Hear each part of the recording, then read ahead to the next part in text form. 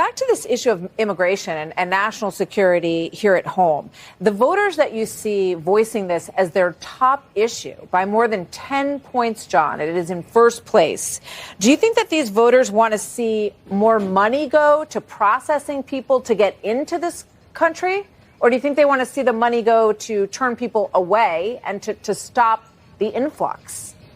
Oh, my goodness. I don't think I'm qualified to speak for the American people and what they specifically want to see about immigration changes. What I would like to tell them is that President Biden has, since the very beginning, since day one, been concerned about our immigration policy and calling for reform. He does agree that there needs to be changes in the way we process, and we have created additional legal pathways, but there's obviously more that can be done, not only to create legal pathways, but to enforce the laws that are in place and whatever new laws come of this so that we can crack down on illegal immigration. I think he shares those concerns about the need for serious reform. He also believes that part and parcel of this effort has got to be extra border security, and that's why a significant part of his supplemental request did include specific funding for border security to include additional Border Patrol agents. But the White House, we saw how the Supreme Court decided on this decision. But what's happening now as a result of that is that the razor wire that was put to prevent people from crossing is being removed at this point. So I think it's a legitimate question to ask. The president could take executive action on the border. He could, end catch and release so that we wouldn't have thousands of people coming into the country, 800 gotaways a day. So it doesn't seem like there's a lot of fire in his belly, John, to stop people from entering. It seems that he's okay with the opposite.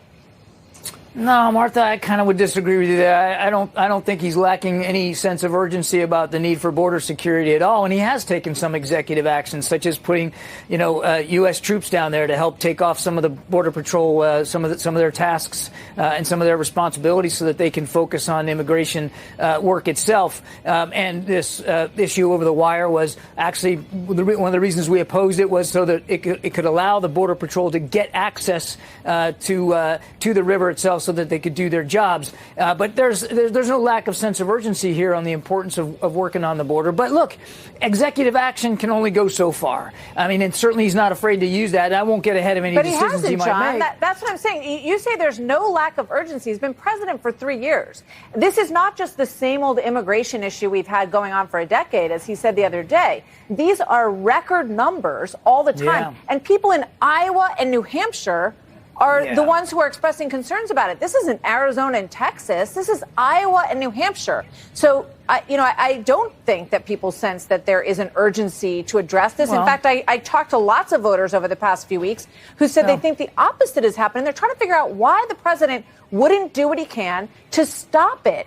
Well, that's why I'm glad I'm here with you, so I can try to explain some of that. I mean, he has taken some executive actions, but there's a limit to what executive action can do, and we really need support from Congress. We really need additional legislative action here, new laws, and quite frankly, on day one, he put forward a new immigration reform proposed legislation that hasn't been acted on. So we got to act in partnership with Congress. And I'll tell you that the discussions that we're having on the Senate side, they're progressing well. I won't get ahead of it, but they're moving along well, and we're negotiating in good faith. I mean, they're not. I mean, they're not, is what we're hearing, that they're not really moving along well. And, you say that he's been concerned about it for 3 years, but that's failing, obviously. Because when you have record numbers of people coming in, that means the policy's failing. So why not change gears and try to do something that works? I think it's important to put this in context, too, Martha. You're seeing, as you rightly said, record numbers of people, and it's not just the United States that are facing that pressure. Lots of countries in the hemisphere, including Mexico, is facing a lot of pressure at their own southern border. I mean, there are more people on the move in this hemisphere right now than there has been since World War II, and it's a lot of reasons for forcing people to go. Do we have a southern border? Do we have a what? Do we have a southern border? Yes, ma'am. Of course we do. Then how come people can flow across it every single day? Hundreds and thousands of people over the course, 300,000 people in December. We're working very hard to try to fix that, Martha. That's why we need congressional action. That's why the president asked for additional funding, more, $6 billion in the supplemental to try to get border security enhanced. I mean, I think you and I are obviously not going to see the policy solutions the same way, and I respect that. Well, I'm just looking for results. I'm saying if you're concerned about the number of people crossing, you're not getting results. So at some point you have to say, we got to do something different.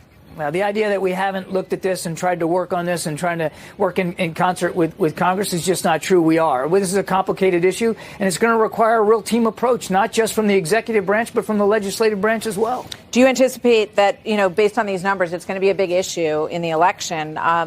Former President Trump had Tom Homan come out, former Border Patrol official, the other night.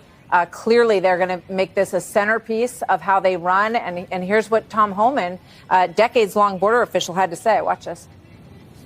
We're going to lock the border down, and we're going to protect Americans. Because what's happening at the border right now, a record number of Americans have died from fentanyl poisoning. A record number of migrants have died. A record number of women and children have been sex trafficked. A record number of known suspected terrorists across the border. There's one man who's proven he can secure the border, and he's standing to my left, Donald J. Trump. He's going to do it again.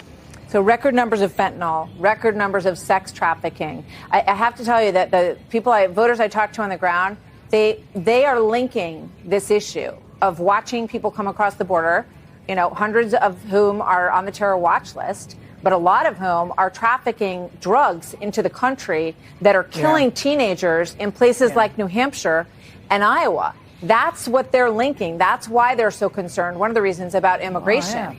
Oh, look, we share that concern about fentanyl. My goodness. And that's why we just met with Mexican authorities here, officials here at the White House just last week, and there'll be another meeting first week of February to really go after the fentanyl trade. And when he met with President Xi in San Francisco a few weeks back, you might recall one of the big outcomes of that meeting was getting the Chinese to agree to crack down on the precursor chemicals that go into making fentanyl and stopping their export. And the Chinese have committed to trying to do what they can to stop that flow.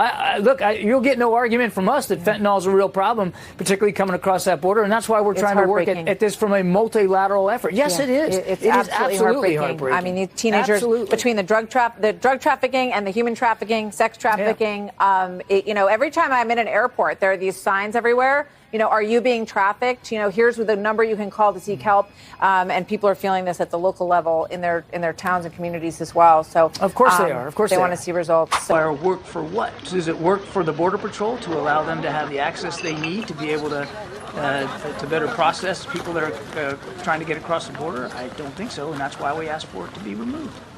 But this idea that there's no vetting and there's no proper immigration enforcement going on at the border just does not comport with reality. The governor of Texas is saying here that because the federal government is experiencing something like a dereliction of duty, and that since they were not securing the border anyway, the state of Texas, they set up razor wire fencing and they deploy their own National Guard troops to stop the invasion, which they claim is well within their rights as per the U.S. Constitution. And as such, the state of Texas, even after the U.S. Supreme Court ruling, is working on installing more razor wire, while at the same time, the Attorney General of Texas, he came out and he said that Texas will continue to not allow federal agents into Shelby Park. Then, within just a few hours, what was just a battle between the state of Texas and the federal government, well, it suddenly escalated, and it began creating fault lines across the whole nation. Just yesterday, the governors of 25 different states, they signed a joint letter supporting Governor Greg Abbott in his fight against the federal government.